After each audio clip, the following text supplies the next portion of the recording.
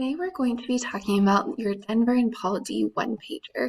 Your objective for this video is that you'll be able to evaluate your own one-pager based off of the models, and you're going to look specifically at your literary analysis and also weaving your evidence and commentary together. Remember, you guys are always welcome to revise, so use this information to help you make your one-pager even stronger, or also we're going to have some one-pagers in the future and you can apply this information to those at the time. So let's review the prompt that you guys wrote about. You had to analyze either Denver or Paula D and how Morrison characterizes them in that particular chapter. How does her characterization of either Paula D or Denver connect to one of her themes, which are, you remember we've talked about, themes are global issues such as memory, rememory, the effects of the past, and the importance of community. This was to be a thesis in 2 body paragraphs. So how do you have a really effective one-pager? Well, the first step is coming down to having a really strong reading. That's the basis of strong literary analysis.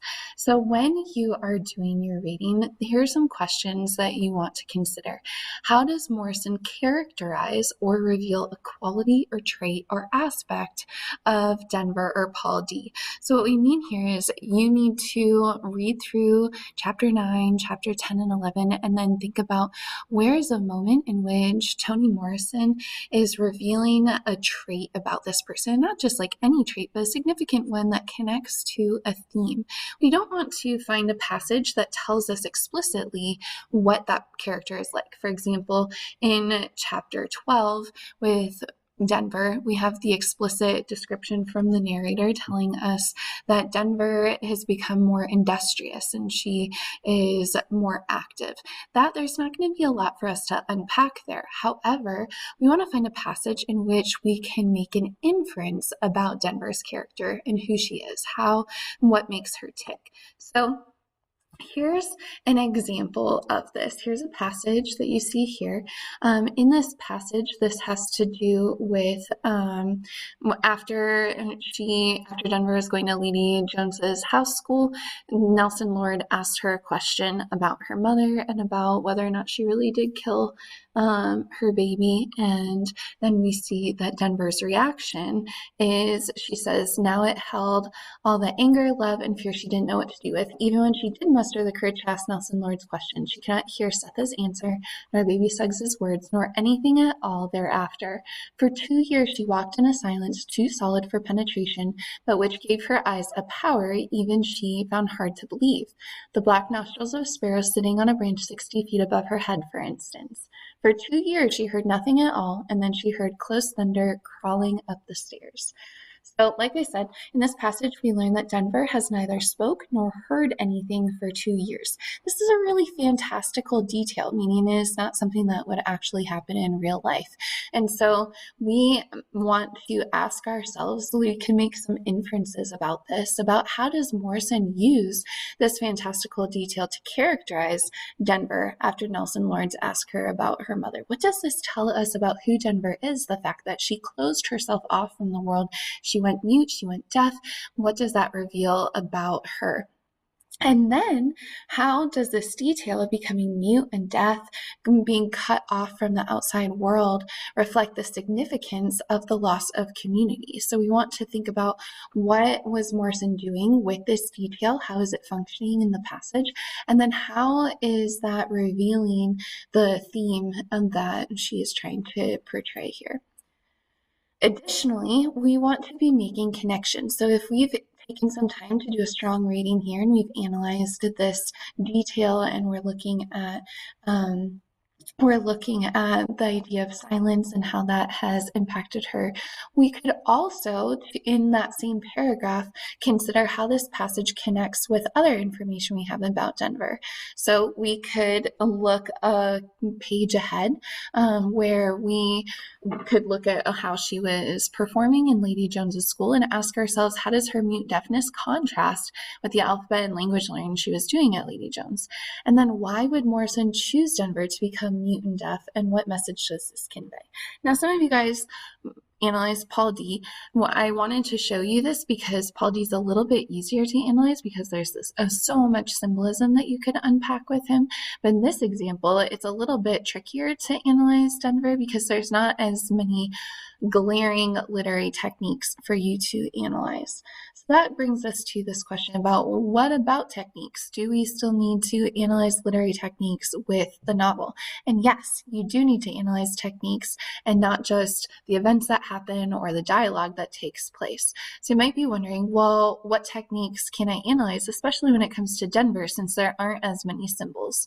Well, if you're looking at Paul D, you could look at symbolism. There's motifs throughout the text. You could look at tone, details. So the details are a literary technique. The one that I showed you here, this is a detail. Like, this is something that contributes to some magical realism, which we haven't talked about quite yet, but this is a magical realism detail, and that is a technique that Morrison is using. You could look at imagery, repetition, and then significantly, when we're talking about characterization, we want to look at contrast, like how has a character changed? Are there any juxtapositions of a before and after? And that is definitely something that you can take some time to unpack. The next step to writing a really effective one-pager is going to be making sure that you have a focused claim. Now, a lot of students forget to bring in the character traits and how Morrison is characterizing Paul D or Denver. So I want you to pause and take a look at your thesis statement and ask yourself, is your thesis statement telling us a character trait of Denver or Paul D that you're going to be analyzing? Does it tell us the literary techniques that you're going to be examining? Does it tell us how Morrison uses that character traits to reveal a theme, such as memory, loss of community, trauma, etc.? So here's an example of this. In Chapter 9 of Toni Morrison's Beloved, Morrison contrasts Denver's curiosity and love of learning before she learned of her mother's murder with Denver's mute deafness after she learns the truth, in order to reflect the utter disconnection from community one experiences when identified as a social pariah. In this thesis statement, you see that contrast is a technique. It is looking at the difference between before and after. Curiosity, love of learning, mute deafness, these are all character traits of Denver, more so the curiosity part.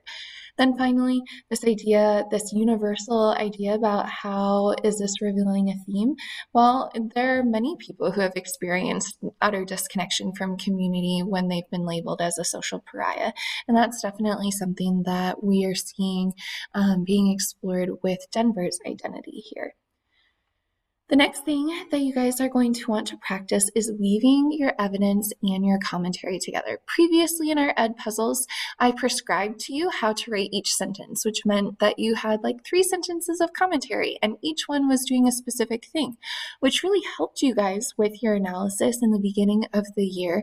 And you were able to really think about, oh, I need to unpack this connotation, like I need to break down the what and the why.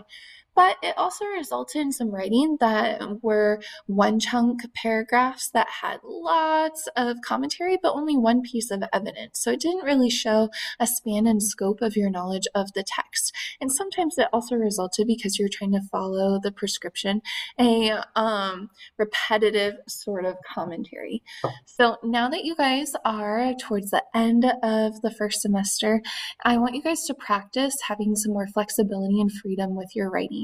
You know the elements that you need to include in order to have successful literary analysis, but now I want you to practice bringing in more evidence and making connections between parts of the book, which means weaving commentary with evidence. So long as you are answering both the what is the technique that the author is using, what is significant about it, and the why, like why is she doing this, how does it connect to the theme, you're going to be successful.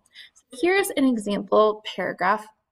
I'm going to read this out loud for you, and what I want you to notice as I read are the ways in which the student really grounds this analysis in the passage, how she is able to go and look at weave summary and weave quotes and also weave commentary to help us really understand what Morrison is doing in the text. So she says, in this scene, Morrison shows Denver to be hungry for companionship as well as knowledge. At school, she could be with people her own age. She felt like she belonged, so happy she didn't even know she was being avoided by her classmates. Feeling like she was a part of something after her mother was ostracized was enough for Denver to be so blinded by how good she felt to be in a community that she didn't realize when they began shunning her. Though it was only in her mind, Morrison uses this illusion to reflect the idea that community's purpose is to give a sense of belonging. This illusion of belonging shatters when a classmate asks Denver about Setha's crime. Soon after, Denver's desire for community is so desperate that she began to fix on the baby ghost. It held for her all the anger, love, and fear she didn't know what to do with.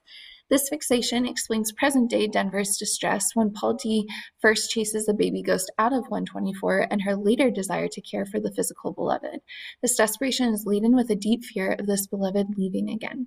Denver craves a community to belong to. She has been lonely so long that she'll even accept a ghost as a friend. Through this, we can see the loneliness of being disjointed from the community. It provides camaraderie that prevents people from becoming desperate for companionship. Without community, Denver falls apart, losing the independence and happiness she once treasured.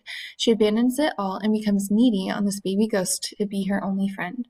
She serves as an example of what life is like without community, full of lonely desperation. And what the student did really effectively, notice all of the references to the text. She's able to look at Denver when she was first at school. Then she looks at Denver when she has that illusion shattered of her classmate. Notice this is an example of summary. So she has a quote here, some summary later, and then she talks about the after effects and uses a quote, but then she also connects it back to Paul D when he first ran the baby ghost out of 124, and then later on her desire to care for the physical beloved. So already we've seen 1, 2, 3, 4, 5-ish references to the text all in one paragraph, and she's taking time to really show us the significance of that and using and wielding that evidence to prove her claim that Denver is hungry for companionship and that life without community is full of lonely desperation, which is a connection to the theme. So it proves that Denver is lonely and also desperate for community and that importance of community. So take all of this information, go back, take a look at your one-pagers and see what you can revise and make better. So excited to see these guys.